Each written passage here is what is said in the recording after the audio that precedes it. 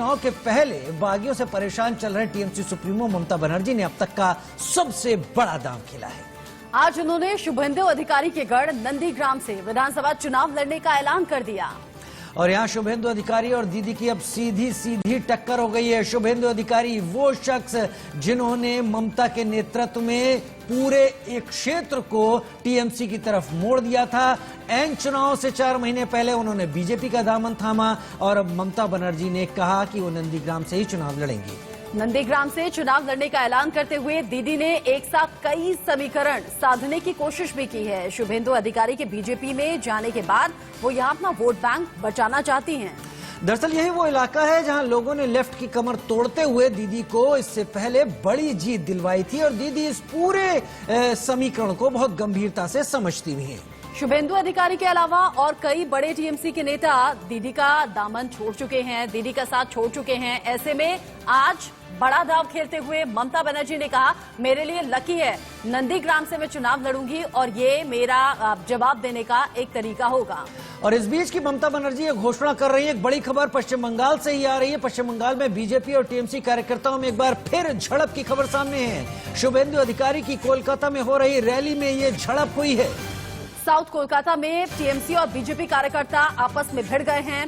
जवाब दोनों तरफ से दिया जा रहा है। दोनों तरफ से पत्थरबाजी की खबर है और इसी में कई कार्यकर्ताओं को चोट भी आई है। दरअसल यहाँ पर शुभेंदु अधिकारी एक रैली कर रहे थे जहाँ पर टीएमसी के कार्यकर्ताओं ने पत्थरबाजी की। उसके बाद बात बढ़ गई और दोनों तरफ से कार्यकर्ताओं में इस तरह की झड़प की नौबत आ पहुंची।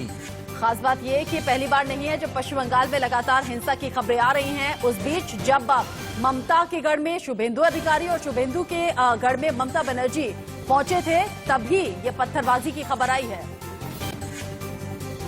बोल दिया ना, नया कुछ बात नहीं है। बीजेपी सब सीट पर, कलकत्ता हमारा सिटी ऑफ जॉय है, कलकत्ता महानगर है, यहाँ भी भाजपा का लहर। तो पश्चिम बंगाल की बदलती सियासी फिजा किस तरह से ये रुख ले रही है, इंडिया न्यूज रिपोर्टर सव्यसाची की ग्राउंड रिपोर्ट देखिए। यहाँ पे बीजेपी के शुभेंदु अधिकारी रैली कर रहे हैं और इसी बीच आप देख सकते हैं कि टीएमसी और बीजेपी कैडर के बीच झड़प शुरू हो चुकी है। रैली के दौरान काला झंडा दिखाया गया, उसके बाद यहाँ पे झड़प शुरू हो चुकी है। जैसे आप देख सकते हैं कि पत्थरबाजी भी चल रही है और टीएमसी जो साउथ कोलकाता टीएमसी का गढ़ माना जाता है, उसी बीच आज शुभेंदु अधिकारी एक काउंटर रैली कर रहे थे साउथ कोलकाता में। इसी बीच यहाँ पे झड़प शुरू हो चुकी है बीजेपी के कार्यकर्ता और टीएमसी के कार्यकर्ताओं के बीच और पत्थरबाजी भी हो रही है। यहाँ पे कोलकाता पुलिस यहाँ पे मौजूद है, लेकिन आप देख सकते हैं कि यहाँ पे पत्थरबाजी चल रही है और बाइक भी यहाँ पे तोड़ दिए गए हैं। जैसे आप देख सकते हैं सामने जितने सारे बाइक खड़े थे वो तोड़ दिए गए हैं। लगातार पत्थरबाजी चल रही है और जैसे आप देख सकते हैं कि लगातार यहाँ पे पत्थरबाजी चल रही है और लोग यहाँ पे लगातार देखिए पत्थरबाजी चल रही है। यहाँ पे झड़प लगातार यहाँ पे जारी है टीएमसी और बीजेपी के कार्यकर्ताओं के बीच। कैमरा पर्सन अभिजीत रॉय के साथ सव्यसाची रॉय चौधरी, इंडिया न्यूज कोलकाता। कोलकाता में ये पत्थरबाजी की घटना हुई है जब टीएमसी कार्यकर्ता बीजेपी कार्यकर्ता आमने सामने आ गए। तो देखिए फिर किस तरह की तस्वीरें सामने आई। खबर यह है कि कई कार्यकर्ताओं को भी चोट आई है, कई गाड़ियों को भी नुकसान पहुंचा है। जिस तरीके से ये हिंसा की एक और घटना सामने आई है, एक बार फिर से पश्चिम बंगाल में कानून व्यवस्था को लेकर सवाल उठेगा ही। और उधर बीजेपी पर हमलावर होते हुए ममता ने कहा, बीजेपी वॉशिंग मशीन की तरह है, काले को सफेद करने का वॉशिंग पाउडर बीजेपी के पास।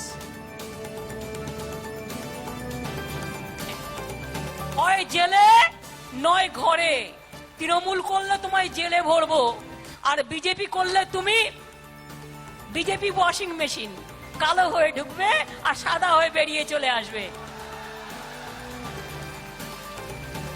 Washing powder Bhajpa, washing powder Bhajpa, এই তো হয়ে গেছে আজকাল। কালোটা সাদা আর সাদাটা কালো, তোমরা বেছে নিয়েছো ভালো, আমার অনেক শুভেচ্ছা থাকবে। কিন্তু দেখুন সেই কৃষি আন্দোলনকে আমরা সাপোর্ট দিচ্ছি। কেন সাপোর্ট দিচ্ছি? না তো আপনাদের যেমন জমি দখল করে নেওয়া হচ্ছিল, আজকে ফসল দখল করে নেবার একটা চক্রান্ত ভারতবর্ষের বিজেপি পার্টি তৈরি করেছে। তাই হরিয়ানা কৃষকরা রাস্তায় পড়ে আছে, বিজেপি সেম লজ্জাও করে না। তোমরা বাংলা দখল করবে। तो बीजेपी पर इस तरीके से निशाना साधती हुई ममता बनर्जी नजर आई और पश्चिम बंगाल की सियासत से जुड़ी इस वक्त की बहुत बड़ी खबर और बहुत बड़ा अपडेट ये कि अखिलेश यादव ने कहा है कि पश्चिम बंगाल की राजनीति में हम ममता दीदी के साथ हैं, सबको एक साथ आना चाहिए क्योंकि बीजेपी नफरत फैलाकर चुनाव जीतना चाह रही है। नफरत फैलाने वालों को हराने के लिए सबको साथ आना चाहिए। कृषि कानून किसानों के लिए डेथ वारंट साबित होगा। समाजवादी पार्टी कृषि कानून का विरोध करती रहेगी, अखिलेश यादव का बयान।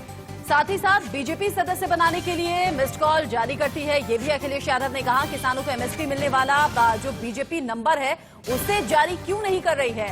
लगातार बीजेपी में एक के बाद एक सदस्यों की ज्वाइनिंग हो रही है, लेकिन जो लोगों का अधिकार है, आम जनता का अधिकार है, उसके लिए कोई व्यवस्था सरकार नहीं कर रही। लगातार देश हित में नहीं बल्कि देश के अहित में फैसले केंद्र सरकार ले रही है। लेकिन साथ ही साथ पश्चिम बंगाल की राजनीति में जिस तरीके के सियासी समीकरण बनते और बिगड़ते दिख रहे हैं, उसमें अखिलेश यादव का ये बयान बहुत बड़ा है।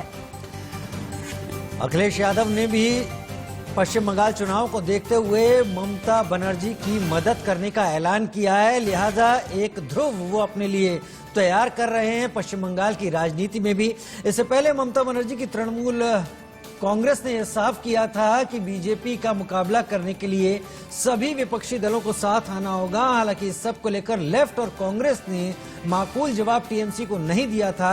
वहीं समाजवादी पार्टी ने आगे बढ़कर जरूर ये कहा है कि वो ममता बनर्जी की मदद करने के लिए तैयार है।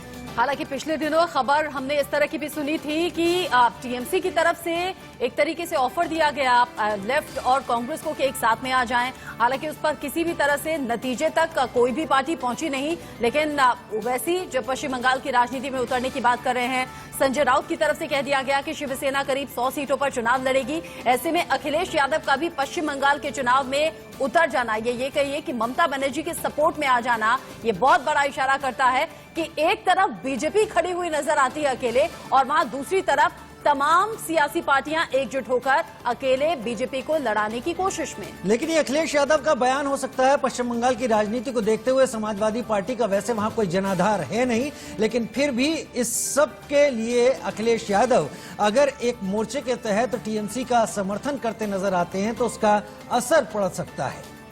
ममता बनर्जी आज नंदीग्राम में पहुंची, चुनाव लड़ने का ऐलान कर दिया, साथ ही साथ कह दिया कि आम लोगों का साथ मेरे साथ है, आम लोग विश्वास मुझ पर करते हैं और ये चुनावों में साबित भी हो जाएगा। वहीं दूसरी तरफ शुभेंदु अधिकारी दक्षिण कोलकाता में पहुंचे, जो ममता बनर्जी का गढ़ माना जाता है। ऐसे में जब आम लोगों के बीच में बड़े बड़े लीडर्स, बड़े बड़े चेहरे पहुंच रहे हैं, तो ये देखने वाली बात होगी कि पश्चिम बंगाल की जनता किस पर भरोसा करती है।